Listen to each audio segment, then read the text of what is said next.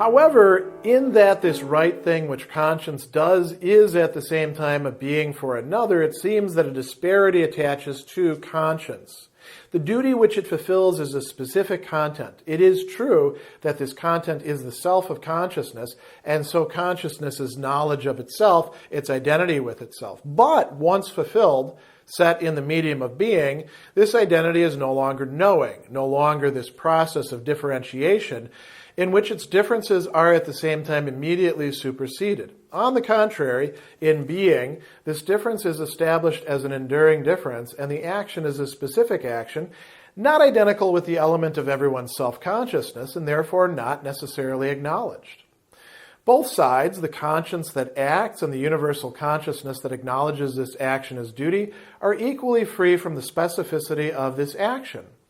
On account of this freedom, their relationship in the common medium of their connection is really a relation of complete disparity, as a result of which the consciousness which is explicitly aware of the action finds itself in a state of complete uncertainty about the spirit which does the action and is certain of itself.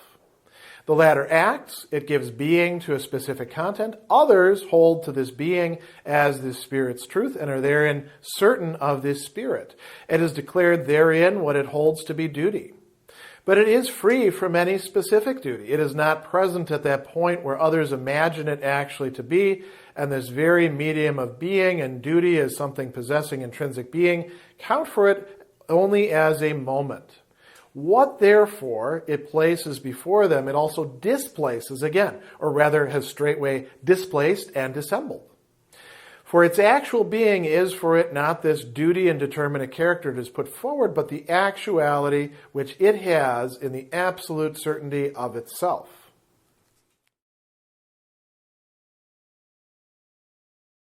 Here in paragraph 648, Hegel is now leading us to the point where we can see things start to unravel, or if we want to use the term that Miller is using, a disparity is going to emerge, some sort of disjuncture. And why is this important? Well, from two perspectives. One is, as I pointed out in the previous paragraphs, as we know from so many times before, whenever there's something immediate, whenever there's something that has being in and for itself, whenever we've reached some sort of, reconciliation or what appears to be the final step, it's almost never the case with Hegel, right? Things start to slide apart. What was a unity, or to use a word that he's using here and used a lot in the previous paragraphs, an identity, a Gleichheit, starts to separate out, still being connected with itself, not, into inert parts or pure abstract moments, but dynamically connected moments. And so that is what is going to be happening now with conscience. And to jump ahead a little bit, what we want to keep in mind here is that what's happening is happening, you could say, on two sides. And this is what I've put on the board is coming from about midway through the paragraph. We have the acting conscience and the universal consciousness. They are connected together in this common medium, which is the action, which assumes a sort of status of being, as we'll talk about in a moment. And the problematic is happening on both sides. It's happening on the side of the individual who is conscious, decides for themselves what their duties are, acts according to those, gives them a certain specificity, and up until this point seem to have had all of these things, coming together, and, we could finally see that there's no universal, like a Kantian norm set, over and above it, ruling it imperiously, telling it you're not doing the right thing. Instead, it gets to decide for itself. It has autonomy. This is a very important step, it seems. On the other side, we have the universal consciousness, which we've seen now is not it's just said, an abstract, non-human universal. It is the universal of society, of other people, of other self-consciousnesses. And neither of these are going to actually get what they want in this situation as we're sketching it out here. So let's start with Hegel's vantage point. He says, in that this right thing, which conscience does, is at the same time a being for another. That's prefiguring here. It is a being. It seems that a disparity attaches to conscience. The duty which it fulfills is a specific content, right? And we've seen this already. We don't just have an abstract sense of duty, moral obligation. We have all sorts of more specific duties, and we also have a duty, you could say, a meta-duty, of prioritizing and deciding between these which we're going to give the prominence to and say, okay, this duty over here, this is the one that is really the most stringent right now. And that is what acting conscience has been able to do for itself. So he says, it's true that this content is the self of consciousness. And so consciousness' knowledge of itself, its identity, its Gleichheit, unity, equivalence, however we want to frame that, with itself. Now, then he goes on and he says, once fulfilled, set in the medium of being, this identity is no longer knowing, no longer this process of differentiation. What was the differentiation? Well, we saw a bit of this differentiation 2 paragraphs before when we saw that the action and the duty had 3 parts to them. Content, which is specific, form, the form of morality, and knowledge, the knowledge that conscience has of something being its duty, which it gets to decide for itself, right? So this differentiation is gone, right? He says it's no longer this process of differentiation in which its differences are at the same time immediately superseded. On the contrary, in being, the difference is established as an enduring difference, and the action is a specific action. Let's pause on that for a moment. What are we saying here? So the acting conscience does something. Action here is translated from the German term handeln, right? Which means more than just a simple act, ein Tat, right?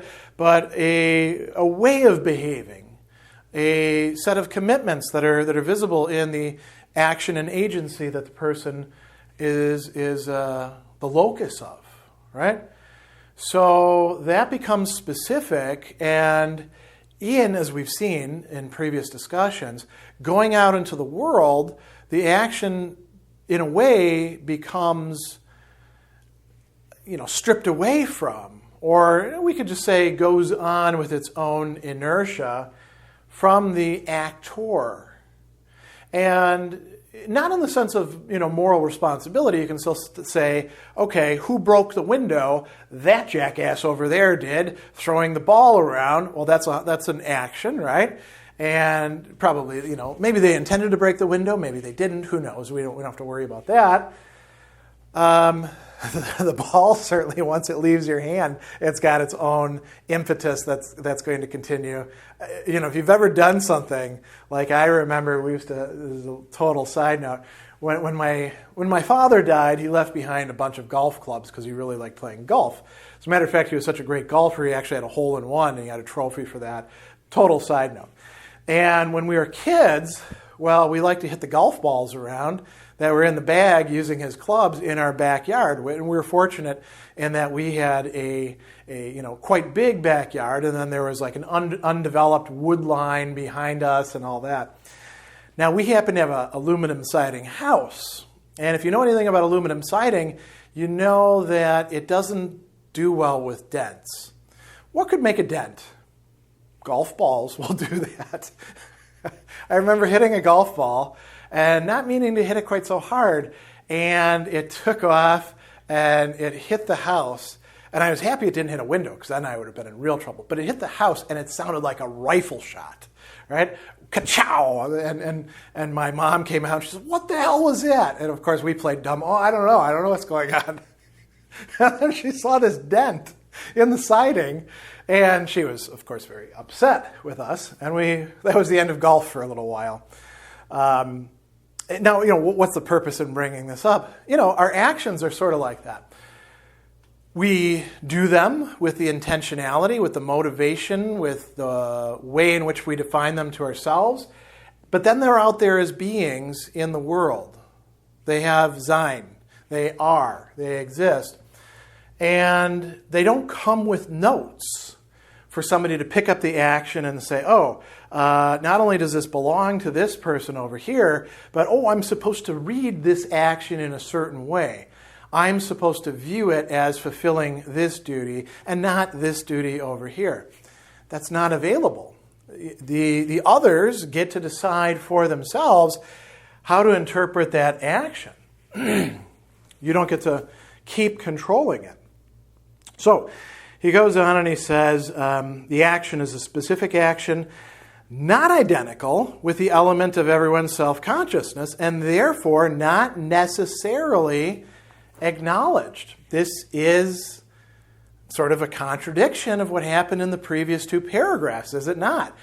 In the last paragraph, we saw that there was this acknowledgement or recognition of the action and the other person, the other self-consciousness, by the universal consciousness, which is others, and perhaps we could say even a community of others. Maybe something like the Kantian kingdom of ends. Now Hegel's taken that back and saying, well, it's not necessarily acknowledged. It could be acknowledged. Maybe somebody sees what you're doing and, infers the same justification for it, the same motivation, the same knowledge of duty. Or maybe they look at what you're doing and they're like, what the hell are you doing? You idiot. What is this garbage that you've just put out into the world? And then you're like, well, let me explain to you. And you explain, and they're like, things are even worse now that you've explained it. A great example of this that I just saw somebody discussing on Twitter where, conscience would actually be doing something that I think most of us would see as bad, but the person is convinced that what they're doing is not only okay, but is actually the right thing to do, would be telling a racist joke or a sexist joke, right? They engage in this action. Why are they doing it? You could say, well, they don't have a duty to do it. Maybe some of them do. They're like, oh man, I've got this funny thing. I got to share it with everybody in the workplace. And then they tell this joke and people are like, that is racist. Or, here's the tack that the person was saying. They say, I don't understand the joke. Can you explain it to me? And when you're doing that, you're saying, can you make clear to me what's in your mind as you're telling this thing? What are your assumptions? What are your standpoint and motivations in bringing this up? And then oftentimes the person will realize, oops, I've screwed up. Now sometimes they'll actually double down and they'll be like, you should find that as funny, right? And then the people over here can be like, screw you, buddy. You really screwed things up with this.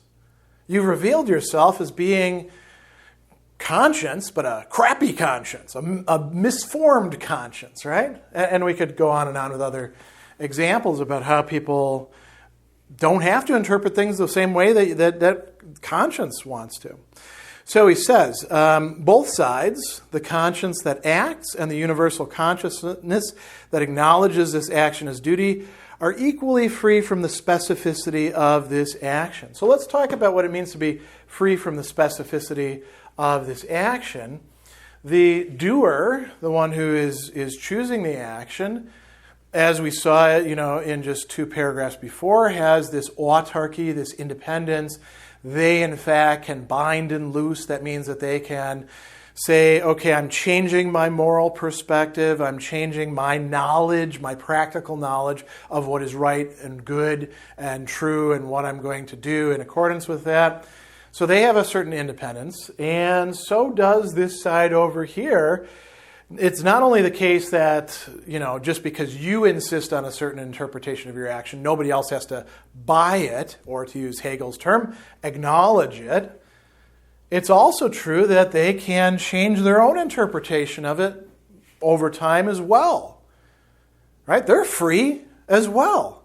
I mean, think about this for a minute. You want recognition. Who do you want recognition from? You want recognition from robots, from beasts, from slaves, from people who can't change their mind? Or do you want recognition from actual human beings who alone can give you the recognition, their Anerkennen in German, that you are in fact desiring as a self-consciousness? So he goes on and he says both sides, right? So, by the way, there's a little terminology or translation thing that I want to talk about here. In the German, it doesn't say the conscience that acts and the universal consciousness. It just says the conscience gewissen, that is acting, handelnde, right? And then it has the adjective universal. Now, could it be that it's actually talking about a universal conscience as opposed to consciousness? I don't really think so. So I think Miller's translation here is on point, but I did want to single that out as something to mention. So he talks about them as having a relationship, right, in the common medium of their connection, and that this is actually a relation of complete disparity. So this is one of those things where there's a relationship, there's a connection, there is a relation. All these terms are kind of thrown in there together, and you could think of it as like something where you think you're on the same page, you find out that you're not, you're stuck at the same table with each other, you can't get up from the date. You got to see it through. You got to ride it out. Except now the date goes on forever. Right? So this common medium of connection is, in fact, the action, which can be interpreted in different ways, and may be acknowledged as duty or may not be acknowledged as duty. So he goes on and he says, on account of this freedom, as a result of which the consciousness, which is explicitly aware of the action, finds itself in a state of complete uncertainty about the spirit which does the action and is certain of itself. Now, who is the consciousness explicitly aware of the action? Could be either side. So the spirit, the mind, the driving force that does the action and is certain of itself is the individual in this case, the one who in the previous paragraphs we've seen has a certain kind of independence or autarky. On the other side, we have another sort of spirit. I mean, it's not as if these are radically separated from each other. He says that the latter acts, it gives being to a specific content. Others hold to this being, the being of the action, as this spirit's truth and are therein certain of this spirit. It has declared therein what it holds to be duty. All right? Now, their certainty of this spirit, is it the same thing as the self-certainty of this spirit? That's where we have the discordance, the possibility of difference of viewpoint and interpretation. So, we go on, and he says that it is free from any specific duty. It is not present at that point where others imagine it to actually to be. And this very medium of being and duty is something possessing intrinsic being, count for it only as a moment. What's free from any specific duty? The conscience over here that's acting. Now, this is important. It does not present at that point where others imagine it actually to be. So there's a certain kind of arbitrariness or unreliability to this acting conscience over here that wants to pick whatever specific content it's going to have and use and rely upon. And that is going to be a bit of a problem, as we're going to shortly see. So he says, what therefore it places before them, it also displaces again, or rather has straightway displaced, and now he's going to use an important term, dissembled. Do you remember back in this section we had dissemblance? Verstehen? So there's a little bit of shiftiness going on here, a little bit of shadiness that we need to pay attention to. And he says, for its actual being is for it not this duty and determinate character is put forward, but the actuality which it has in the absolute certainty of itself. you might say it's unreliability.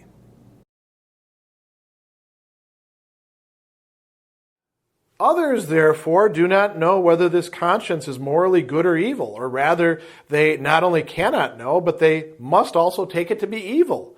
For just as it is free from the specificity of duty, and from duty as possessing an intrinsic being, so likewise are they. What conscience places before them, they themselves know how to displace or dissemble. It is something expressing only the self of another, not their own self. Not only do they know themselves to be free from it, but they must dispose of it in their own consciousness, nullify it by judging and explaining it in order to preserve their own self.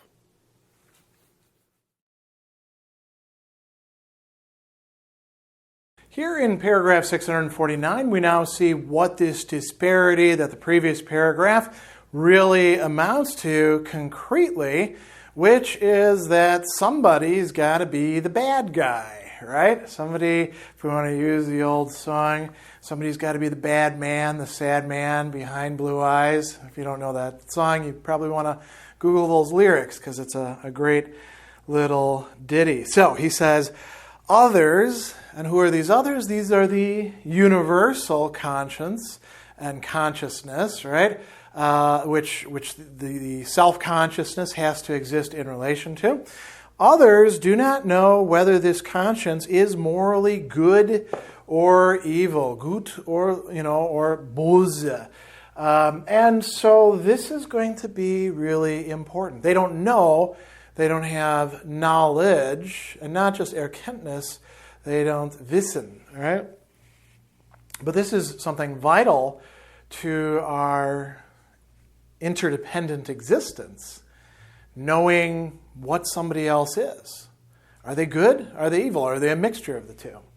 It's also really important to this issue of recognition, that recognition both of the self by the other and of one's conception of duty and of one's actions. What are we going to see here? Bye-bye recognition.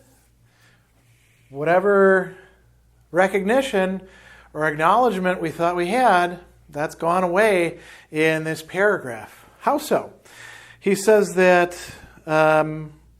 others do not know whether this conscience is morally good or evil. Rather, they not only cannot know, but they have to make an assumption.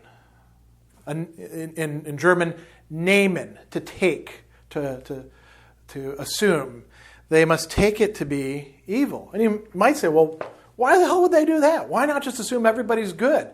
And you can say, well, that's just not where Hegel is at this point in time. But you might also say that's not where, consciousness after all of this development is at this point in time either.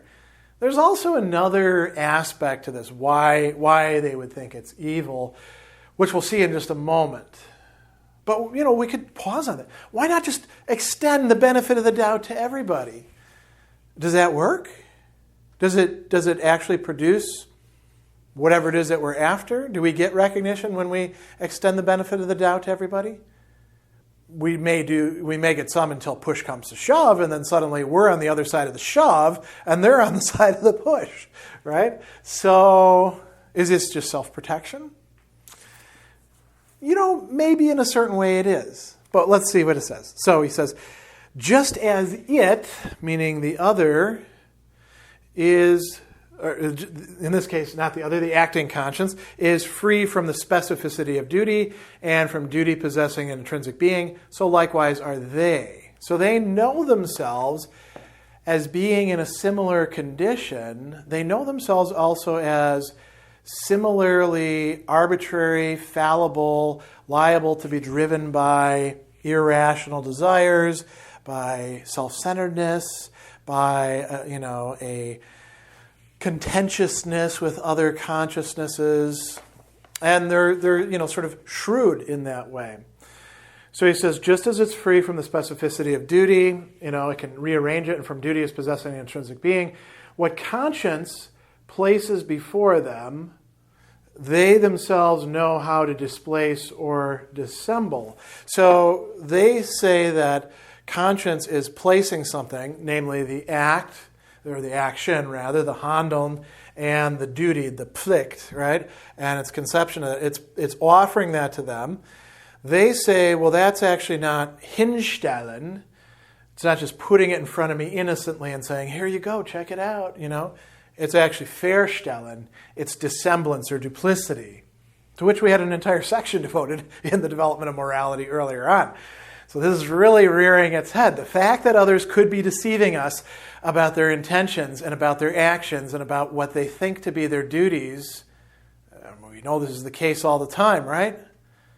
I would be remiss if I didn't sell you this crappy car and take your money and set you up for financing in this way. I wouldn't be doing my duty to, not just as a salesman, to put food on the table for my 14 kids, and pay my mortgage and all that, but also for you, the customer. Well, when you hear stuff like that, we're like, yeah, come on. BS. That's not really duty. That's dissemblance.